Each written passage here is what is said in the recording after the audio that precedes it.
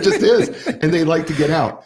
So what are some other tips that you may have to help people make a smoother move that we may not have talked about, that you would help you as a mover just make things easier for you? I appreciate that question. A couple of things that people hardly think about when the mover is arriving. Animals get really stressed when there's a lot of moving parts going on. Right. So if you could, maybe take your dog, cat, squirrel, whatever, whatever you got in the house, take them to that squirrel. That's so good. Take them to like a sitter or vet or somebody that day. You know what I mean? Yeah. Just so that the animal is not stressed, because once you start shifting furniture around and moving things, it stresses animals. Yeah. Yeah. So secure your animal, get them in a nice, comfortable, relaxed atmosphere. Right. Another thing people don't think about, when the movers show up, have your driveway cleared out.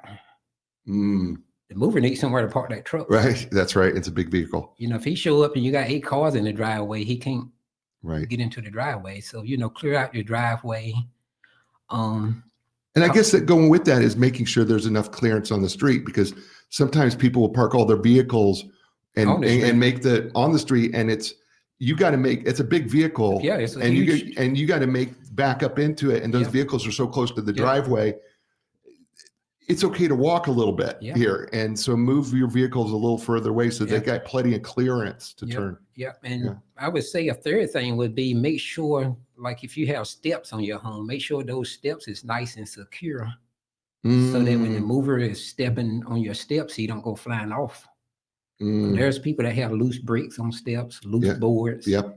Get that stuff all nice and secure so that the mover have a safe working environment. And it's tons of other things, but those 3 things that are 3 of the things that people really never thinks about. Right. When I mean, the movers right. The animal thing, I think, is really, really critical here, because you're right, with all the moving parts, which is unusual for any animal in the house. If you put them in a crate, you're still got a lot of moving parts, and they're still stressed.